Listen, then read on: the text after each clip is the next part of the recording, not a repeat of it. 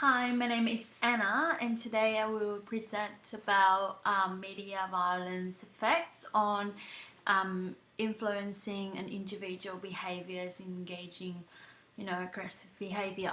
So, for many decades, the notion of whether exposure of children or adults to violent media is a cause of aggression and violence behavior has been one of the most controversial and most intensive debated issues.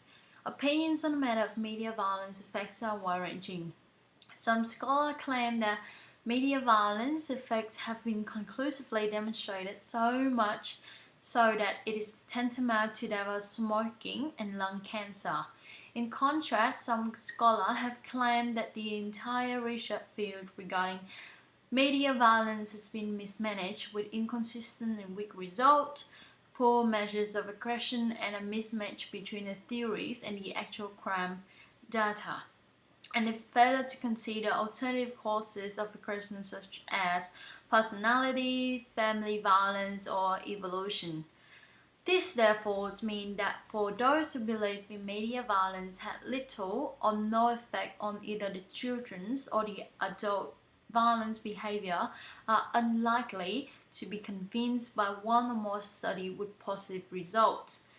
And for those such as myself who believe media violence play a significant role in increasing at least some children or adults' antisocial behavior are unlikely to be influenced greatly by one or more studies with negative results. In this presentation, I present the most perhaps fundamental research study on media violence. It's called The Imitation of Film-Mediated Aggressive Behavior by Bandura in 1963. So his Bobodor experience, his aim was to determine the extent of observed aggression in real-life model, which located at the reality end of the continuum, the non-human cartoon character at their fictional end, and of course the film portraying humans model occupying in the intermediate or the middle position in influencing aggressive behavior in children. So the hypothesis of this research is the more remote the model was from the reality, the stronger the tendency for participants to imitate the model. And also, male participants would be more imitative of aggression than females.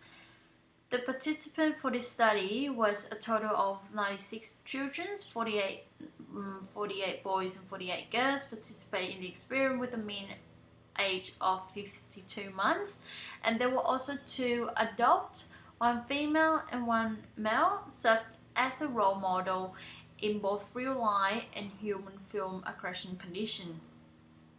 So the subjects were equally assigned into 3 experimental groups and 1 control groups. So 24 subjects per each group. One group of experimental subjects observed the human real-life aggression. The second group observed those same model but acting both physically and verbally aggressive on the film towards the bobodals. And third group's view of film depicting an aggressive cartoon character.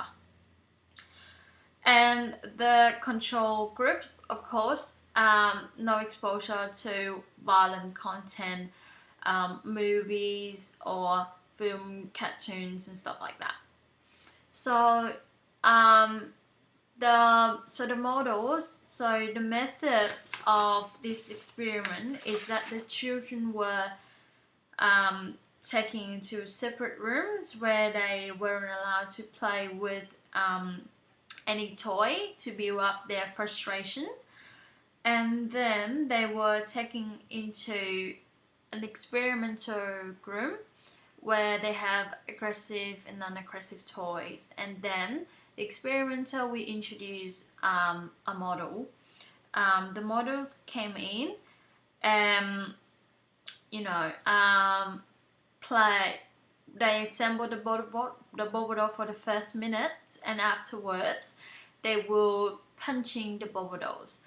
And in addition to punching the dodo balls, the bobo dolls, sorry, the models also exhibited the following distinctive aggressive acts, such as the model sat and punched the bobo doll repeatedly in the nose.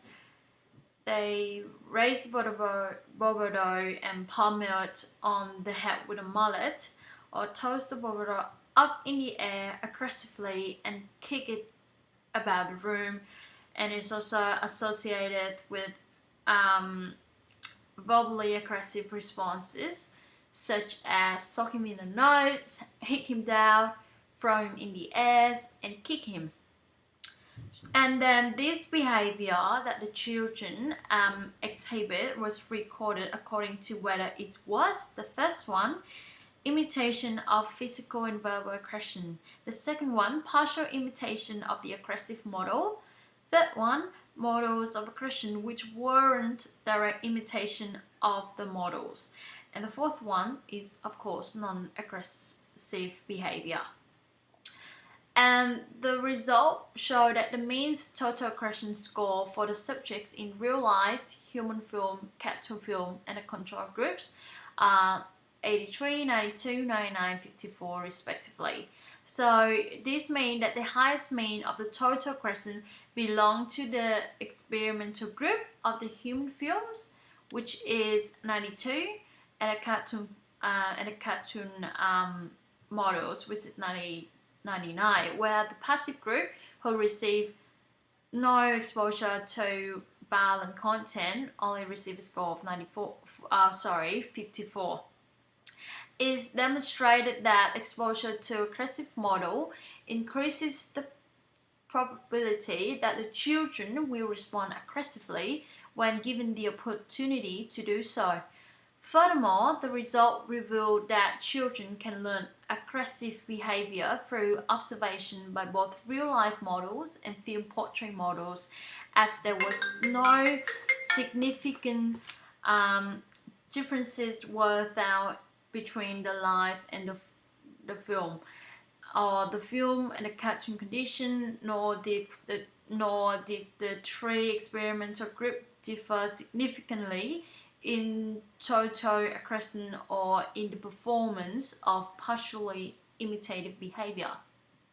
And indeed, the behavior data suggests that exposure to humans on film portraying aggression was the most influential in exhibiting and shaping the aggressive behavior. Ultimately, the result of the present study provides strong evidence in supporting the hypothesis, as I mentioned before, that exposure to media violence heightens the aggressive reaction in children, and the subjects who view the aggressive humans and cartoon models on film exhibited nearly twice as much as aggression than did the subject in the control group who were not exposed to watch aggressive film content. So again, to sum up, so the subject that's view the aggressive human and cartoon models were exhibited nearly twice as much as the aggression as compared to the control groups. And eventually, film aggression not only facilitated the expression of aggression, but also effectively shaped the form of the subject's aggressive behavior. The finding that the children altered their behavior to some extent after the film characters suggests that pictorial mass media, particularly television, may serve as an important source of social behavior. Hence, it is recommended that intervention directed at mitigating the spread of media violence as well as greater parental control for children is the optimum key to help preventing significant antisocial threats associated with aggressive behavior or further detrimental long-term effects such as criminalities. And that's it for my part. Thank you for your listening.